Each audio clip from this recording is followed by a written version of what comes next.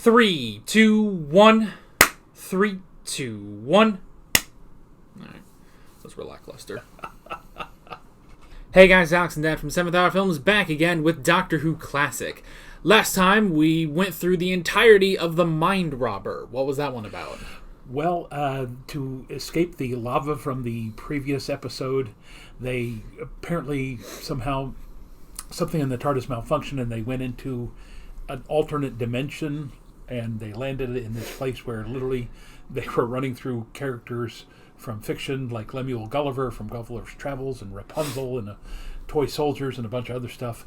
Ultimately, we realized that there's basically this guy who is an earthling author who was kidnapped in the 1920s, and he's been there for 40-something years, and he's getting old, and they've just, whoever is in charge of this whole thing is trying to get the Doctor to be the new librarian, I guess, and to take over because of his, advanced age, or,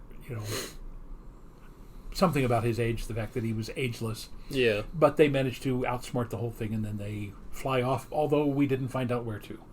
Yeah, at the end it showed that, well, everything should be going back to normal. We should be back in the TARDIS in our own reality, but then they didn't show that, so I guess that'll just be the top of this episode, is getting out of there. So, yeah, it was a very interesting set of 5 episodes. Yeah, and again, what a wonderful premise, and yet to limit it to the number of characters that they did. I mean, there's so many other things that they could have added in there. Again, great idea. In my opinion, not executed to the extent that it could have been. Yeah, and I mean, that could be, budget or time or script or something that just didn't work out. I mean, they tried as much as they possibly could. They had the Minotaur and Medusa and a bunch of other stuff. They had a unicorn in there. They had a false Jamie for a little bit. So I'm sure maybe if they had more time, maybe more budget, they could have. I mean, they also snuck in like D'Artagnan and Lancelot and Genghis Khan. So yeah. So they tried. It was interesting. They also, a lot of it was also part of the mystery. Like, it took a while before you realize, oh, this is Gulliver from Gulliver's Travels. So yeah, I think I even posited at one point that it might have been Robinson Crusoe, but turned out to be Gulliver instead. Yeah, so overall, interesting episode. This time around, we're back to splitting episodes to different videos. Today we're doing the first 4 episodes of The Invasion, the least specific title we've ever had. I think part 1 and part 4 are animated. So, and then I think the rest is all good. Okay. So, well, at least we know this is not the Daleks, because we've already had a series called The Invasion of the Daleks. Yeah, the Dalek Invasion of Earth, specifically. Yeah. And I think actually when I remember back when I had an actual schedule maker for Doctor Who, they would put in, it would just be called The Invasion, but that would be because they don't want to spoil that it's the Dalek Invasion of Earth. So when I tried typing in The Invasion, I think I ended up here instead of at the Dalek Invasion of Earth. So that was a little confusing back then. But no, I believe this is a nondescript invasion. So, okay. Yeah.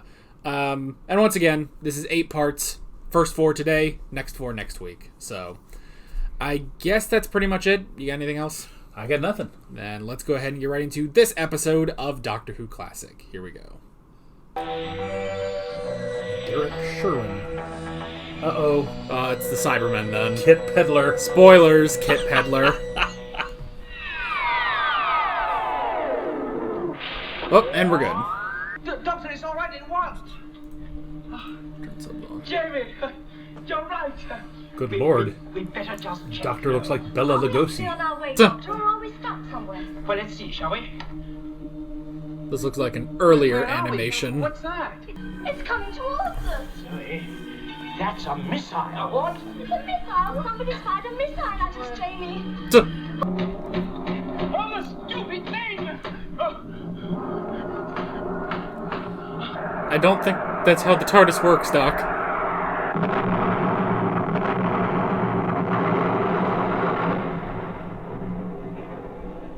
Maybe it's fine. We might try and look up our old friend Professor Travers in London. He might be able to help us. Yes. Always supposing you're not a baby or a schoolboy. Now, come along. No, you wouldn't have that kind of This circuit. electrical equipment when Travers was a baby. That would have been in the early 1900s. Yeah. Oh, Doctor, where are you? Come along, take So, I wish we could have seen that effect. This company, what do? International Electromatics. I'm sure you've heard of them. Well, no, we've been a little out of touch. You must have been. They're the world's biggest electronic manufacturers. You can hardly buy a piece of equipment that isn't theirs. Quick, get up. I think this is the plot of Mr. Robot. Oh, look now, the stupid thing's gone and jammed. Oh, dear. Perhaps I could help you. Well, do you know anything about cameras? Yes, a little. I see. Now, I had it on automatic shutter. Taking photos of yourself? Yes, then you interrupted me and the stupid thing jammed. Hey, you be careful of that thing. It cost me a fortune. It's all right. It's a very simple mechanism. Who is your uncle? Professor Watkins. It was very difficult to take selfies back in the day. Professor Travers doesn't know this. Well, what do we do now? Jamie and I are going to this place. Come on, Zoe. Oh, no thanks. I think I'll stay here. It's great fun. You look like a chicken with all those feathers on. Jamie. Oh, the address. Oh, that's scribbled on the wall, too. Oh, do you not write Get some anything down on paper. at all? Seriously. Well, I'd only lose it if I did. It's like the BBC headquarters. Yeah.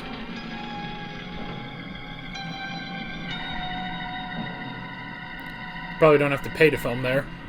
Private matters have no emergency status. Ah, shut up, you stupid machine! Diabolical inventions. What now? He really hates this thing. No, what is it? Well, surely you've seen them about. The disposable transistor radios. One of our latest products. Most popular. We've sold 10 million in this country alone. Here. Compensation for the treatment you received from the worthy packer. Thank you. How does it work? Yes, that's how you turn it off, Jamie. Now, if you'll excuse me, I'm afraid I have an urgent appointment. Heard of a disposable transistor I will radio? meet you and show you the way out, Mr. Yeah, Doctor. that's Goodbye. strange. Goodbye, Doctor. The normal rate of human blinking is about once every 10 or 15 seconds. Vaughan was blinking far less frequently than that. Yeah, he's got a forked tail and wee horns. Now, why do you have to bring up blinking? I'm blinking a lot.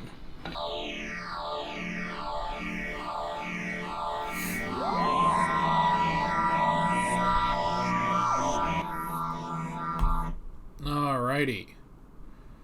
That's the first episode. Wasn't that thing at the end the one that was controlling the Cybermen on the wheel in space?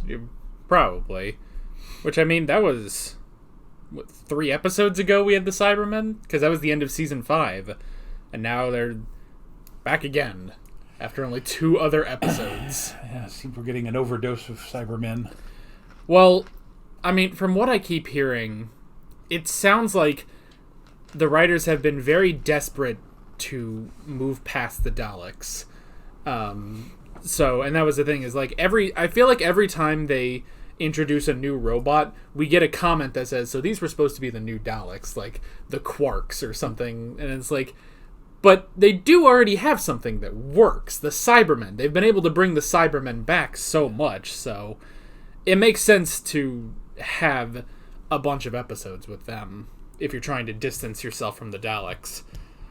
You know, it is also strange that other than the whole thing of, oh, he doesn't blink very often, it's like, there's nothing inherently evil about this place. Well, I mean, obviously, the security guards killed a guy earlier in the episode, but, you know, whatever.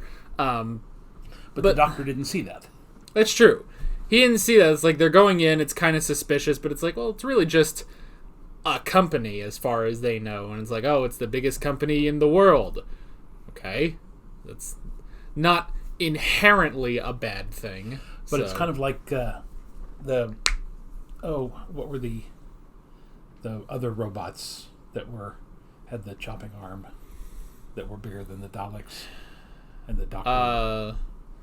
The War Machines? War Machines, yeah. Yeah. So the Doctor may be somewhat trying to connect all of that and saying, hey, wait a minute, we've got this gigantic, multinational corporation that controls all the electronics.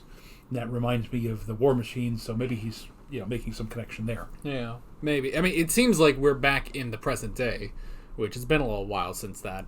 I like how he brings up Professor Travers, too. Like, oh, well, maybe we can go find him, and he could help, fix these circuits for the TARDIS. So that's a clever callback, especially because, the last time we met them, we still had Victoria. So Zoe doesn't know who we're talking about. So... Dissonant, funky... Normally it just says Doctor Who theme.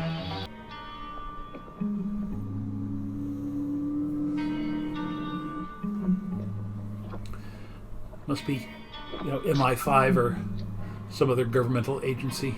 Yeah. I mean, you guys are not subtle. Hold it now, last one. Speaking of not subtle. It's great, isn't it? I bought it off a barrow in the Portobello Road. Yes. Oh, what's the matter? Don't you like it? Oh, yes, it's fine. You're still worried about your two friends, aren't you? Why? Portobello was the antiques district in London. I've this feeling that something's... Unit. Hey. Hey. Thank you. Nappy break, sir? Very well. How nice to see you again, Doctor. It's Colonel Lethbridge Stewart.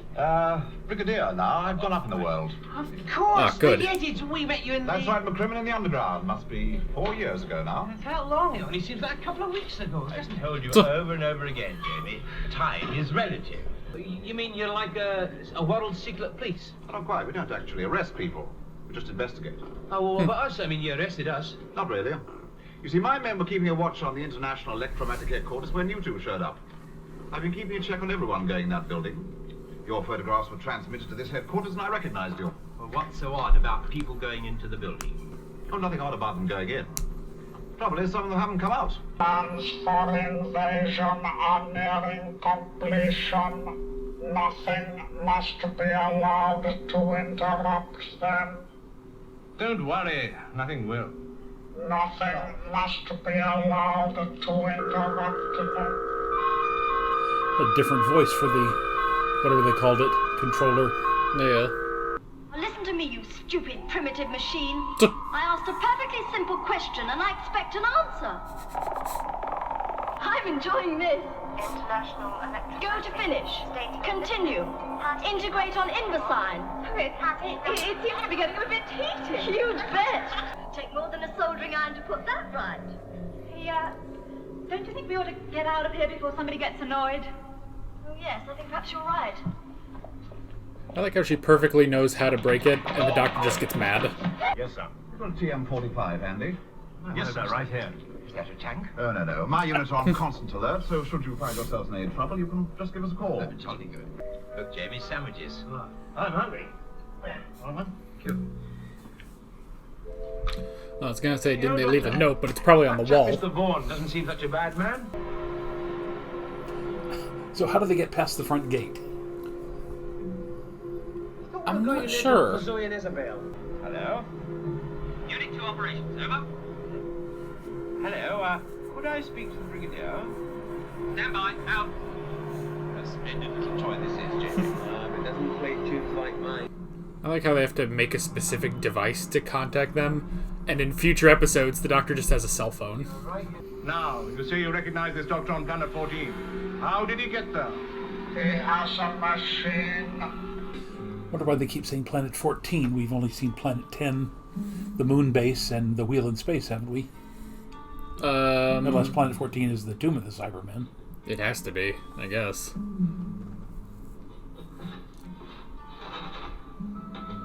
It's the only other planet, well, and that's the only planet he's been to, because he didn't actually go to the 10th planet. Like rats in a trap.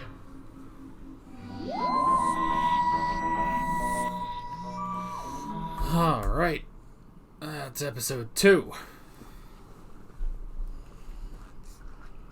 Well, if it is the Cybermen, I guess we don't have full confirmation that it's the Cybermen. No. We're only 99% positive that it is the Cybermen. 99.9%. Right. Well, you got the story by Kent Pedler. Yeah. You got obviously what appears to be what they're calling it the planner, which is like that last little thing that was controlling the Cybermen on Wheel in Space. Yeah. The fact that they have met the Doctor before. So the fact that they're talking about a lot of electronics. Yeah. And that they were going to talk to Travers because Travers knew about the electronics inside the ball that controlled the Yeti. So, I mean, it's just... Yeah. If it's not the Cybermen, then it is so close to the Cybermen that it's literally going to look like they're plagiarizing themselves. Right. So, yeah, I guess, I mean, the good stuff about this episode is definitely bringing in the Brigadier, and this time he is a Brigadier. So, it's like, oh, he's moved up in the world, and that's where he'll stay for the rest of his life, basically. He'll always stay the Brigadier. So, I do also like that, you know, they give him the communication device, and, you know, it's like, oh, these guys don't really sound like professionals. Like, yeah, they're not formal at all on this thing. You know, he's always like, oh, hello, yes, could I speak to the Brigadier? And then Jamie will start talking or something. So that's funny. I like how, like, I guess prideful Jamie is about his stupid little radio that he got. It's like, oh, well, your little thing doesn't play music like mine. I also just find it funny that Jamie even understands what the radio is. Yeah. Because it was... Again, I guess it was only a couple episodes ago when it was during the Wheel in Space that he found out what a recording is. So. Yeah, and it strikes me that they said they had distributed like 10,000 of these things. There's like 10 million in of the them. UK. Yeah. So obviously there's some kind of controlling device or something that plays part of the plan of the invasion. Maybe, yeah, like it'll start converting people. Yeah. It could be something like that. And that was also just funny when, you know, it's like, oh, yes, young man, I'm sure you'll want this. And he takes it like, thanks. I totally want this thing. It's like, yeah, you gave this to the one person that doesn't work on. Like, if this was any other... Now, I mean, I'd say if this was any other companion, maybe they'd have more interest in it, but maybe not. But he probably has no real interest because he doesn't really understand what it is. So... There's the boa sticking out. Well, you got to make sure they know which one. So is there? Come on. No, Jamie! Yeah. Guards! Jamie, the guards! Come on! Could have grabbed a gun, Jamie. Well, I don't think the Doctor would have appreciated that.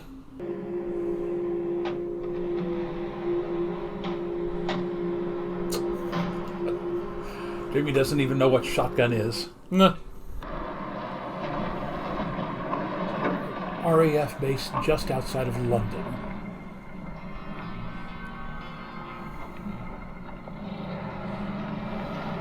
I remember which one is down there. My dad was stationed at RAF Lakenheath. All this technology and they couldn't get an automatic gate. Keep out of sight. If Vaughan's private army see you, they might well get the wind up, and that might make things rather unhealthy for the Doctor and the boy. Over and out. Don't draw any attention to yourself, just fly casually. That appears to be a Rolls Royce. It's exactly the same as your office in London. In all basic essentials, yes, it is. That's the secret of my success, you see. Uniformity, duplication.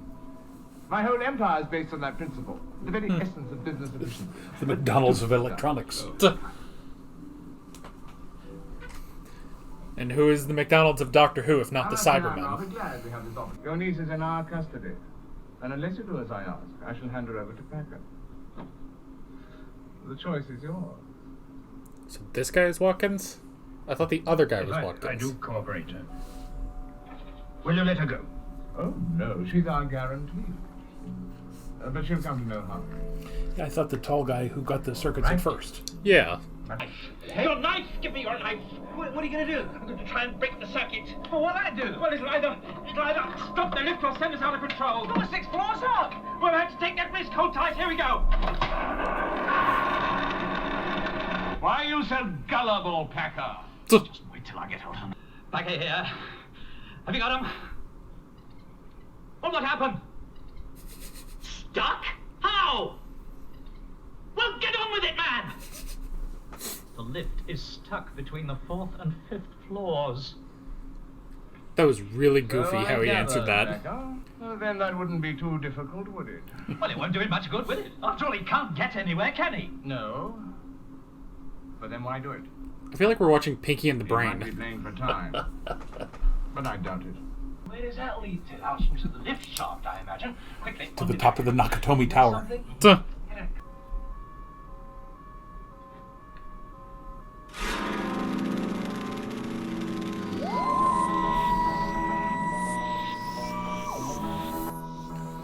Hang on a second.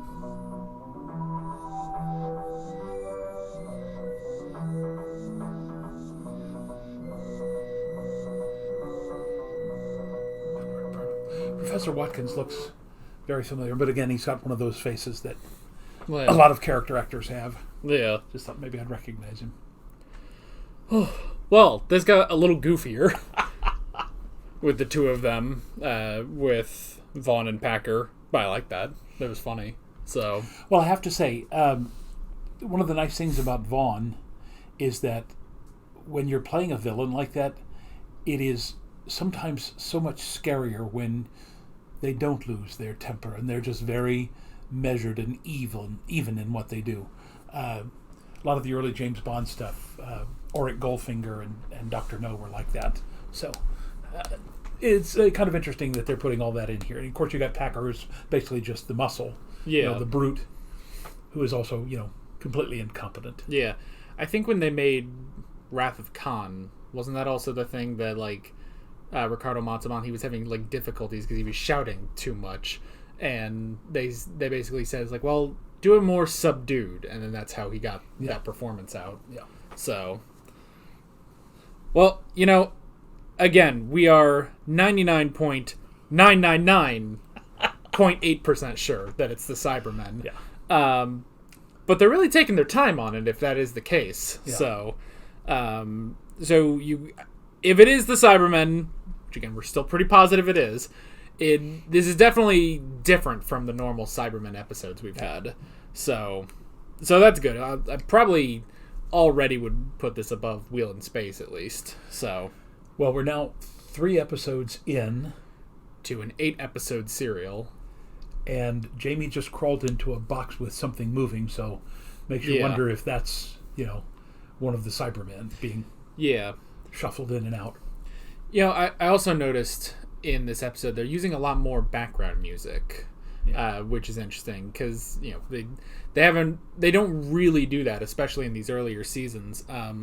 But that kind of reminds me when we were first going through Doctor Who, and we heard we saw some of these early episodes and they didn't have that. But when we got to the 3rd Doctor, that's when we really noticed okay, there's a lot of it. And in that episode, I remember it was a bit more intrusive because it was more 70s sort of synth music and stuff. But it is definitely working here. So, of course, it's also working plus the fact that we do have subtitles, so it helps we still understand all the dialogue. Yeah. So, Spacey time music. I think somebody at the closed captions department is having a fun time with that. yeah. Oh, I think this one's animated too. Yep. Now, is this the last animation that we'll see? I think so, actually. This might be the last animated episode. I'm convinced, Packer, that emotion could be used to destroy them. That's only a guess. A gamble, Packer. A reasonable gamble. And after all, we are playing this game for very high stakes, are we not? So it's 99 and 9/10%. It's Cybermen. Would you prefer to be one of them? Completely inhuman? No. That's what will happen if they take over. We will cease to be human. So, we must use their force and their might, and then discard them. By the way, having the same office in the 2 different places means that they don't have to build another set. Yeah, they just have to swap out the painting of the outside. Well, that's the first time they've mentioned conversion and stopping them with emotions. Doctor, you have 5 minutes. 5 minutes. They won't give themselves Such a dramatic up if zoom they on have that speaker.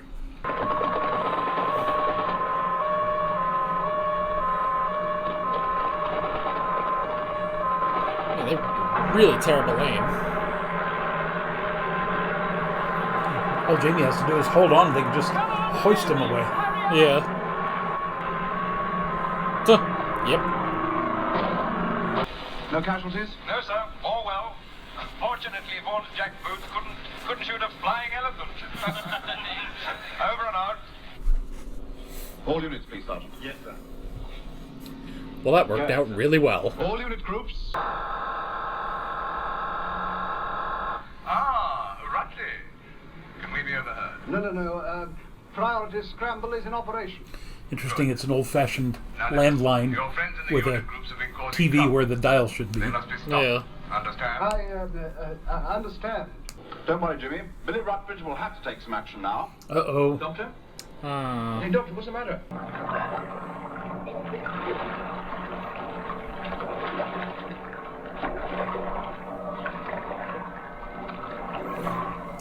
well, I'm sure they're not expecting that. Must have been interesting on-set or on-location filming. Yeah.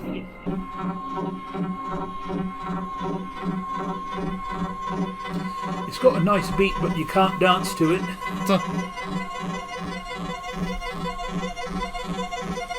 Ooh. It's the Cybermen. Quelle surprise. And they've got a new look, too. They got the big... They look new. Well, after a month, people in 1968 or 69, England finally got the next look at the Cybermen. Yep. Okay. Well, that's the first 4 parts.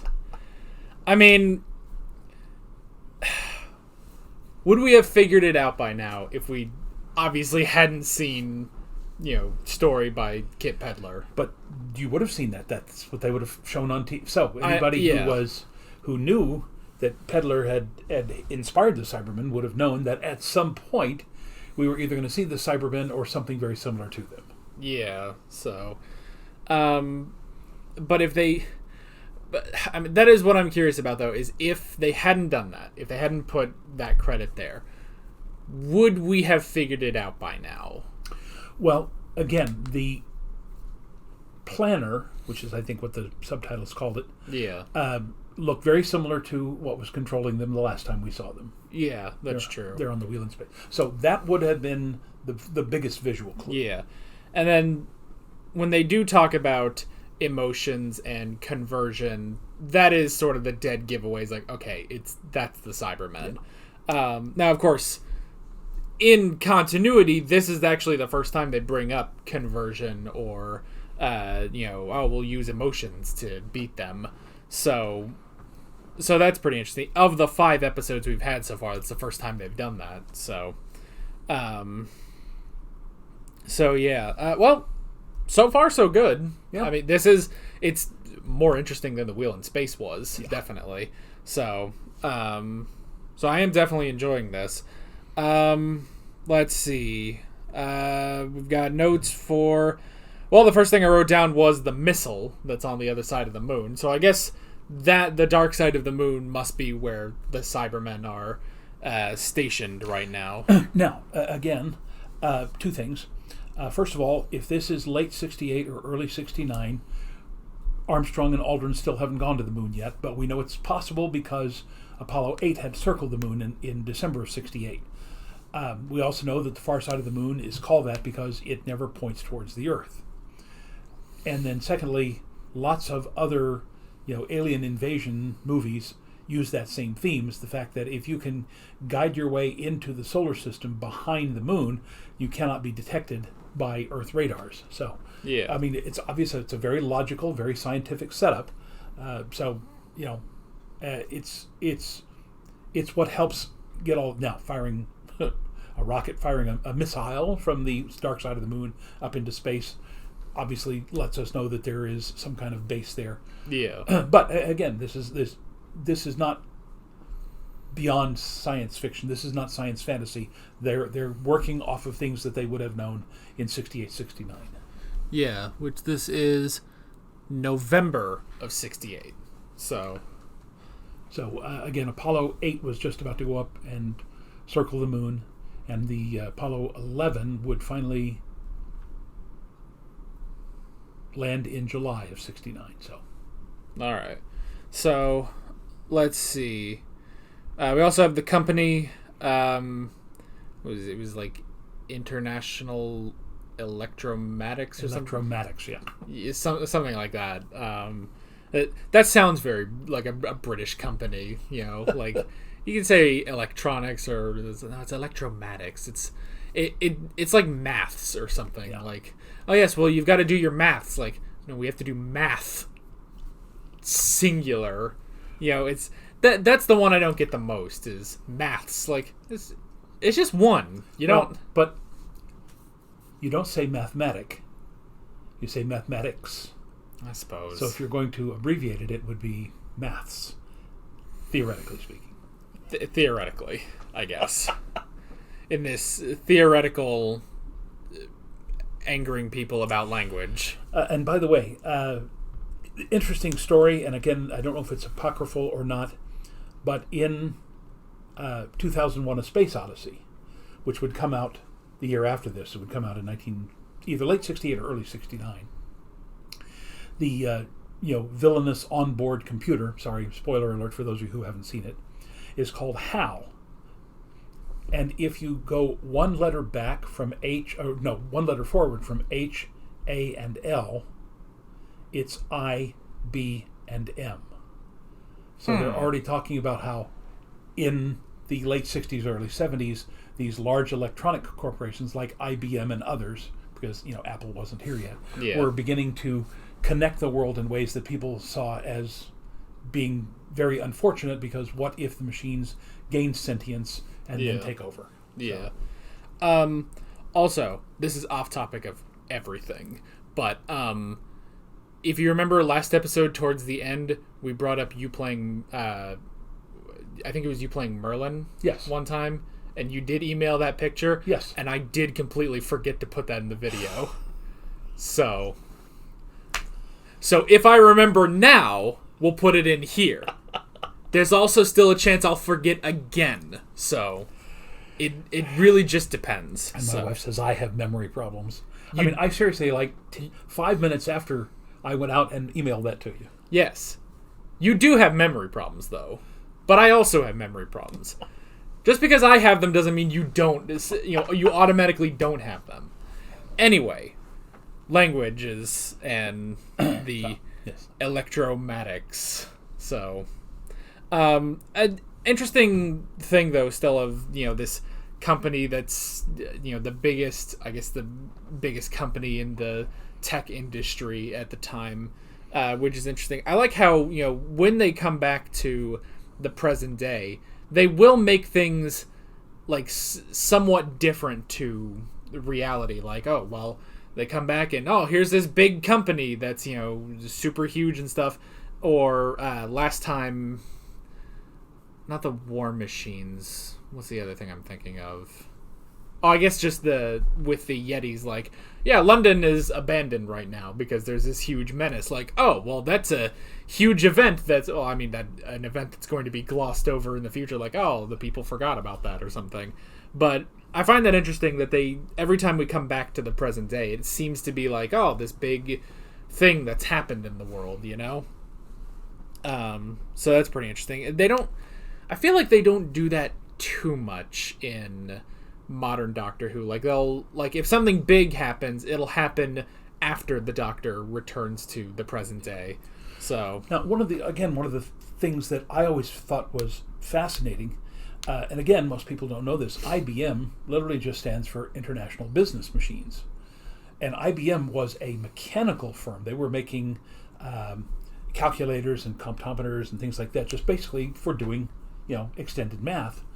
And then suddenly they got into the electronics business, and again, that's when it started, suddenly we had, the UNIVAC, and so a lot of these other, the original UNIVAC computer, would take up literally the space of our entire house.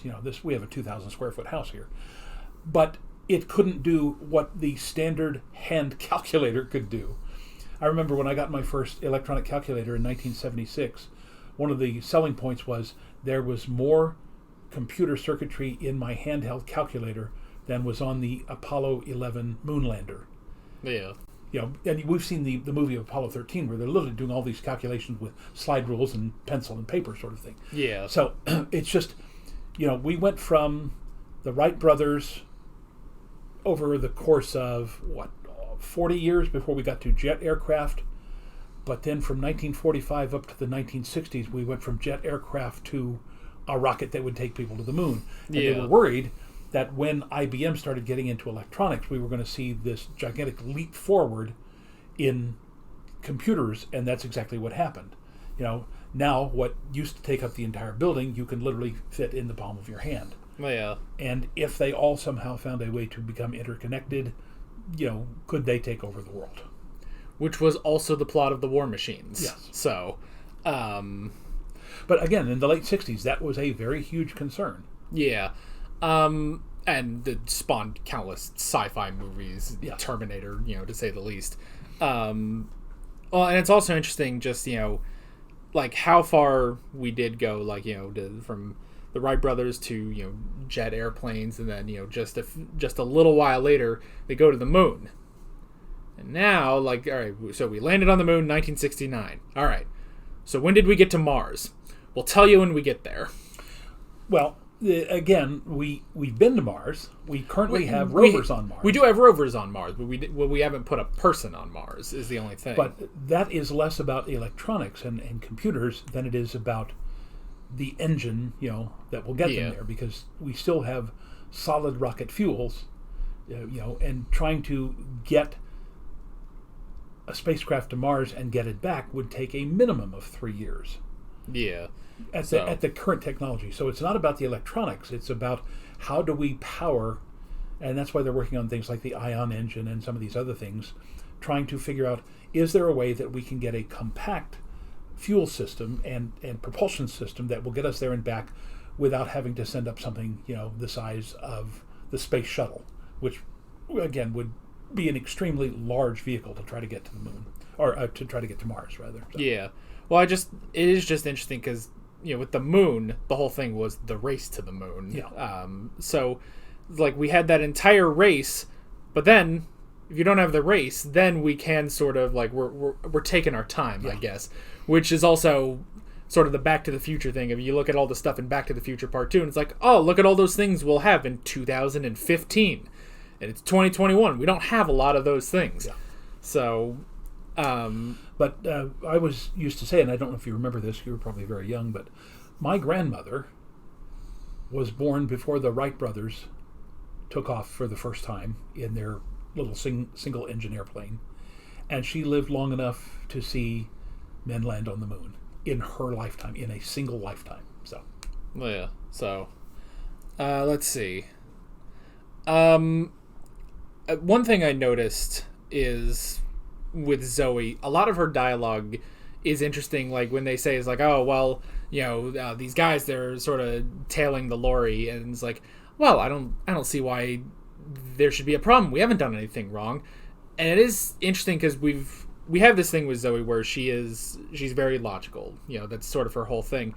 But it's interesting how someone who pretty much speaks in logic, basically, and just to see how often that does not work in the real world. Like, there are so many things where she says, well, we did do or didn't do this thing, so by definition, they should not be mad or anything like that. It's like, oh, we haven't done anything wrong, or why would they shoot at us? There's no reason. It's like, it's sort of interesting. I just sort of took note of that. It's like, man, she says a lot of stuff like that, and it just does not work out. And it just shows, how non-logical the human race can be, basically. Yeah. So, of course, that is the end of most of these, electronic takeovers of the world, is that the machines cannot end up predicting how illogical our species truly is. Yeah. So,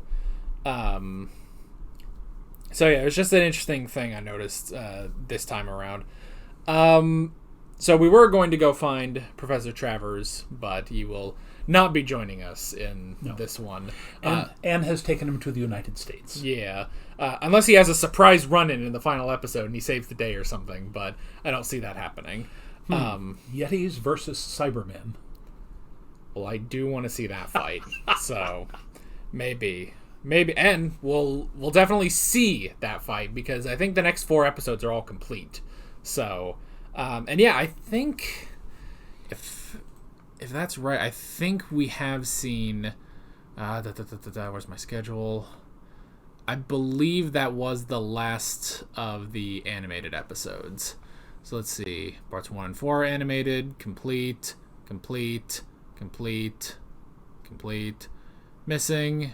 Yeah, that was the last animated episode that we have. So we just have one more series where we have to watch the recons? Yes. Okay. The last one, which will be just before the end of the season. The Space Pirates, only 1 episode is complete. The rest are all recons. But other than that, I mean, the rest of the Invasion is complete. Crotons are complete. Seeds of Death is complete. Space Pirates is the last one. And then we're just completely good from there. So we're almost there. Finally. So let's see.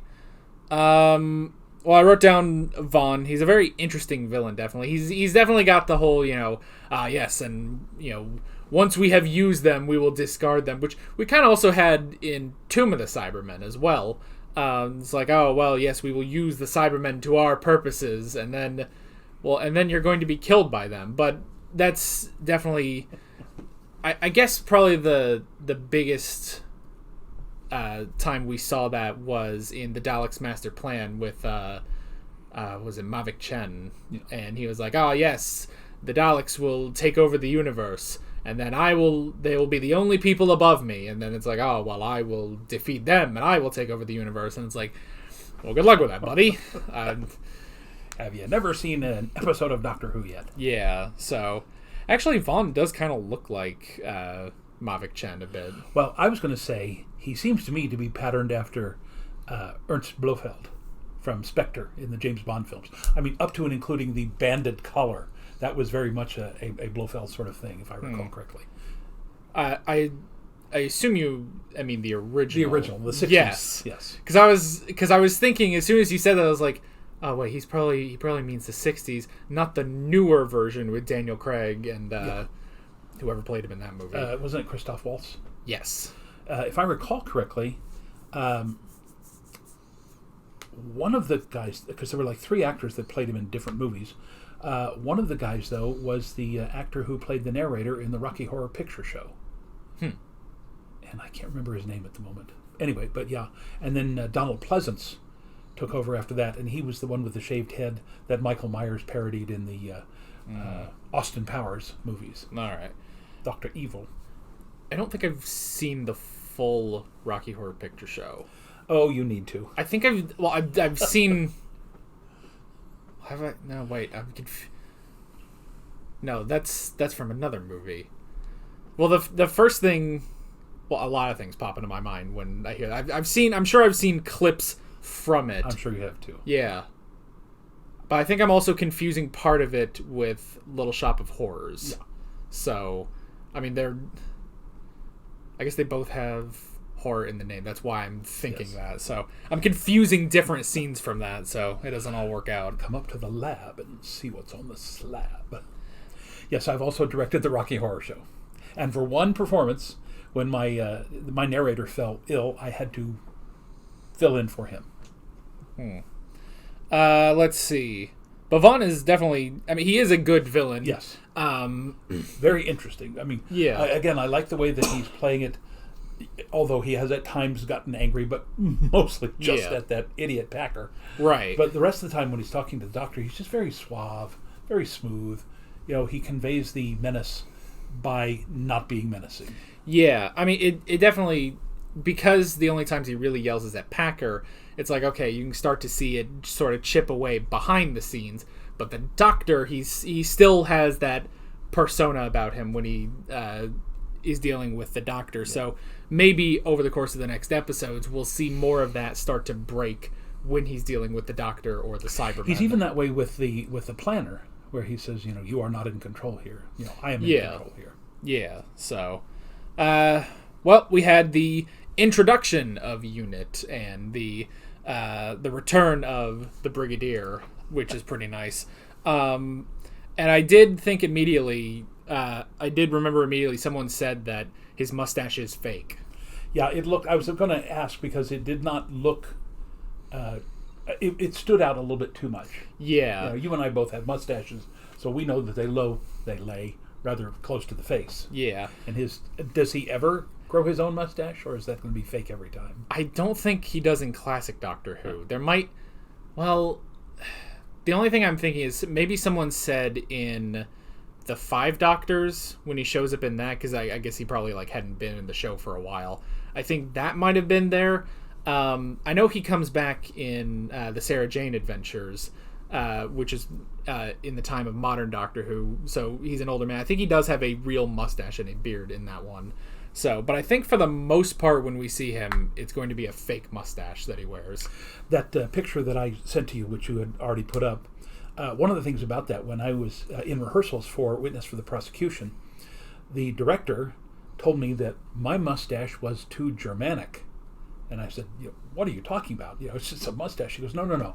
The Germans were known for the brush mustaches, like I have now, that cover the lip. She said, the British always have those very clipped. So I had to go in, and of course I didn't have a beard at the time, but I had to go in and cut down my mustache so that it was very clipped. It looked a lot like what the Brigadier had there. And as soon as the play was over, I let it grow back in because I don't like trying to trim it all up and do all that weird stuff to it. Yeah, the most I do is just make sure it doesn't get too long over the mouth. Yeah. Come for the Doctor Who, stay for the grooming tips. Exactly. But I remember, when I first grew the beard and mustache in high school, I actually think it took me a year before I actually trimmed the mustache itself. I kept just brushing it to the side until I finally trimmed that up. And then I remember there was one time I let my beard get way too long. I think I was still in high school, but it got down really far, and I was like, no. So I finally trimmed it because I was just lazy. I didn't trim it. But when I finally trimmed it, I was like, all right, I'm never doing that again. Then keeping it. Even now, I've let this grow for a week, and I'm like, I need to trim this. This is getting crazy. I can't let it get any long. The first time I even tried to grow a mustache was I was a freshman in college, and I had it for about 3 weeks, and I thought it looked really bad, so I shaved it off. But then the summer between my freshman and sophomore years, again, a whole lot of things going on at home, and my folks asked me to come back and live with them there in Glendale for the rest of the summer. And I thought, hey, I got nothing to do here, so I let it grow then, and I've literally had it ever since then, except when I've had to shave it off for a role. So I've had it since 1970. So 51 years of almost continuous mustaches. Yeah, and I've never shaved off my beard or mustache since I grew it senior year, and that was 2014, I think. It was October of 2014. I grew the beard the same time I made this channel, actually. the same age, and I've never shaved this up. I can't go back to it. Sometimes I look at older high school pictures and I'm like, yeah, I can't do that. Can't go back to the glasses I wore. I can't go back to... Well, that was back when I washed my hair once a week. So I was like, I can't do that. Also when you were in your Charlie Harper shirts phase. Yeah, I did. Back with some of those shirts and stuff. So, yeah. I looked a lot different in high school. You can probably, if you go to the oldest videos on the channel, you can probably see some of that. Maybe. I don't even think, though, that... No, there's a couple of you from way, way back. Yeah, but I don't think on the channel there's ever... On this one, at least, there's not a video where I don't have the beard. So, I think I grew that immediately when making this channel. And another thing I thought was, I like keeping my beard really trimmed, despite the fact that I like my hair to be as long as I really can. So, during the pandemic, I've let it grow out to an Anakin Skywalker length, as I call it. Anyway, Doctor Who. Why do people put up with this? That they like it. It's just nice that we talk about. Maybe because we're like the only people that talk about this show. Now that's not entirely true. There are other reactors to classic Doctor Who out there, but you don't get this kind of talk. So you don't get this kind of talk from them. I think. I don't know. I haven't watched many of those videos. So where were we? Zoe and the machine, breaking the machine. I do like that distinct difference where, this automated machine, which that's hilarious that it's like, oh, here's this automated machine in 1968. It's like, we're still dealing with stuff like that in 2021. So I thought that was funny, but I also like the difference between Zoe and the Doctor, where Zoe, gets frustrated and is like, I'm going to break this. And just have it completely melt down on itself by giving it an impossible equation. The Doctor just gets annoyed and leaves, which is really funny. I feel like I would be more like the Doctor. I would just get frustrated and like kick it and leave or something. So you and I are both more of a Luddite, whereas she simply reprogrammed it to work on an impossible equation until it literally burned itself up. Yeah. I think, wasn't that something Vicky did one time? Like, she had to like access something, and I think it was like something like, in order to get into this place you had to answer questions. Yes. So she just took out like 10 of the questions and then just answered the ones she wanted to answer. Yeah. So it was something like that. Let's see.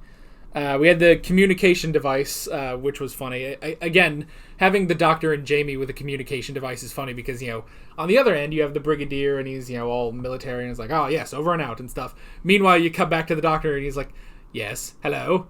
Yes, I would like to speak to the Brigadier, thank you. And then Jamie starts talking too. So I thought that was really funny. And also just the thing that, they have to give him a communication device. And it's like, yeah, you don't have to do that in modern Doctor Who anymore. She just has a cell phone, And they got half of the wrist radio correct. Yeah.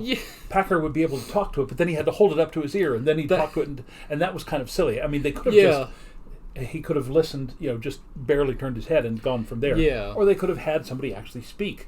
Yeah. So that was kind of odd doing that back and forth. And the fact that, when he put it up to his ear, you get the classic, chipmunk squeaking, like when you hear on a phone. So that coupled with the rest of the incompetence by Packer just made that entire situation really funny. Yeah. So, let's see.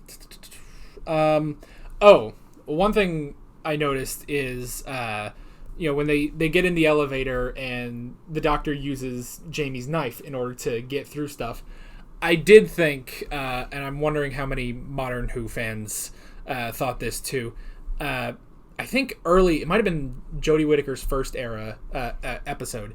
She's explaining the sonic screwdriver, and she's like, well, I say it's a screwdriver. It really does like a million things. And she says, oh, it's more like a sonic Swiss Army knife, but without the knife. And she says, she has a line like, only idiots carry knives. And I remember people in my comments section were kind of blasting that line, and kind of justfully so, because there was like one person who quoted that. It's like, oh, only an idiot carries a knife. And it's like, Jamie, it's like, am I a joke to you?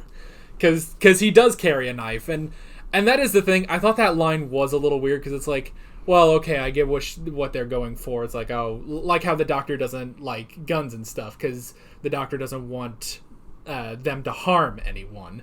But a knife has other uses than stabbing a person. I would think that what the 13th Doctor was trying to say is, in modern times, people carrying knives, but I don't think she would have included Jamie in that, because knowing Jamie came from a time when a knife was part of your daily routine, that I don't think she would have called him an idiot. So I think people were being a little too picky there. Yeah, I mean, which people being too picky is a running theme of the 13th Doctor's era, let me tell you.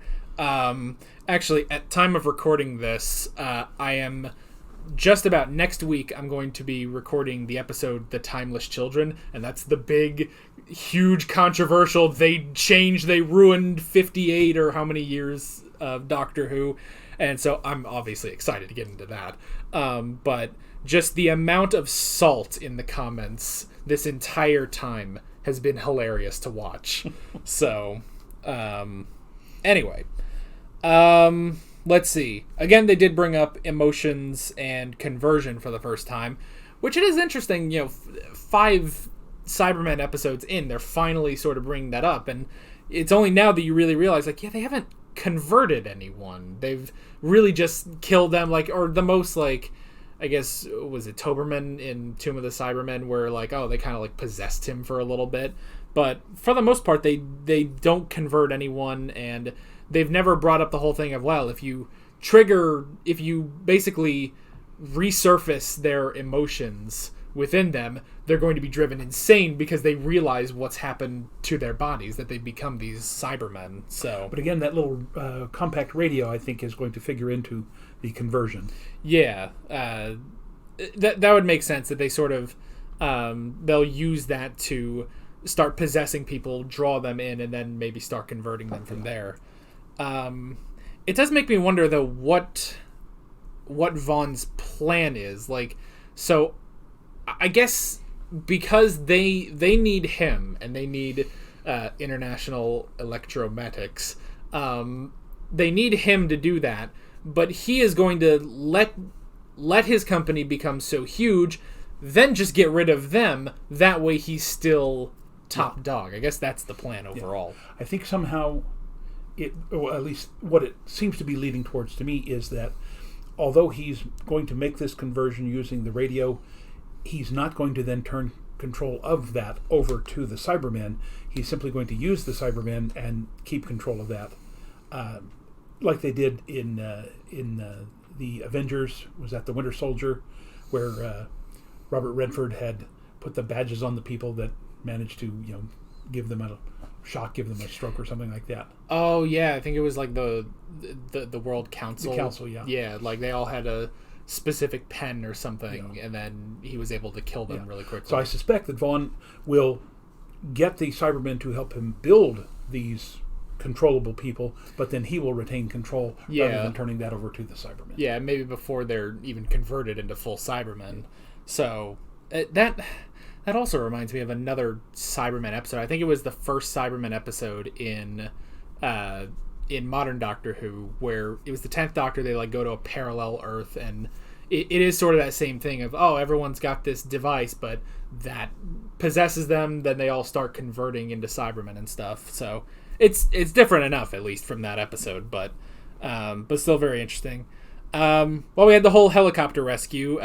Would have, again, been interesting to see. Every time there's a helicopter, the episode has to be animated, apparently, because it's the same thing that happened in Fury from the Deep. But that was still very good. It's very interesting that it went off without a hitch too. That no one. I mean, obviously, I didn't think, oh, maybe Jamie will get shot and he falls from the building or something. I didn't think that was going to happen. But like nothing went wrong. They were able to save them.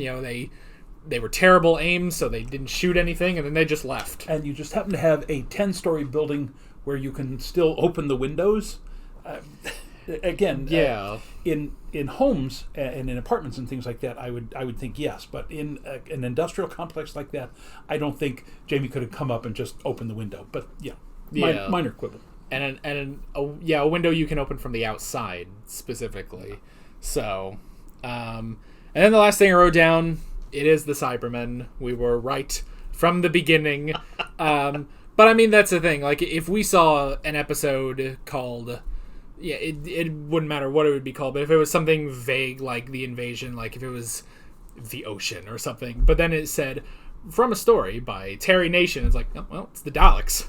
Boy doesn't do any other story, so it's got to be the Daleks, So yes, even though we were technically spoiled on that one by the show itself, there's just no way around that, really. Yeah. The only thing I could think for getting around that is if we had a special version, like if someone took these episodes and then they went in and edited out the Kit Pedler credit for us. But then we probably would have been suspicious about that. Like, we have a special version of this episode for some reason, so we would have been, like, thinking about, maybe it's like the Cybermen or something they took out, like, in the opening. So, no way around it. So, but that's fine. You got anything else? I got nothing. Well, next time on Doctor Who, more tips about beards and mustaches, and how how far you should grow your beard. Actually, long beards. If you have a long beard, that's fine. If I can have a hot take real quick, I don't understand long mustaches. If you have a long mustache out there, comment why. Why have you made this choice? And I probably won't even reply. By the way, if he remembers to put in the Merlin picture, again, although it's kind of dark, although I have shoulder-length hair in the picture, that was not all my hair. They actually gave me hair extensions, which they literally had to put in and then comb my hair over it, because my hair was long, but shoulder length. I mean, even I guess I was in my mid-30s by that time. That would have been very difficult for me. It takes me years and years to grow my hair any longer than it is right now, because it just, after a while, it just stops growing. So yeah. So yes, we'll see if I did remember to put that picture up. So I'm probably gonna have to. Now I'm actually going to get a post-it note and be sure I remember or something. Write down, put in Merlin picture. Yeah, that depends on if I will then see my notes when I edit this. Well, that's the other thing. I'm behind on editing because of different things, so it might be a while. Okay. Merlin picture. And with all that being said, we're Alex and Dad from 7th Hour Films, and we will see you guys next time. Take care. Alright guys, thanks for watching this video. There's a bunch of links on screen if you want to click around to any of those. Don't look at me like that. I'm sorry, I'm still not used to it. I know, neither am I. But there's 2 different playlists. There's a subscribe button. There's the Patreon link. There's also stuff in the description if you want to go check out any of that. See you guys later.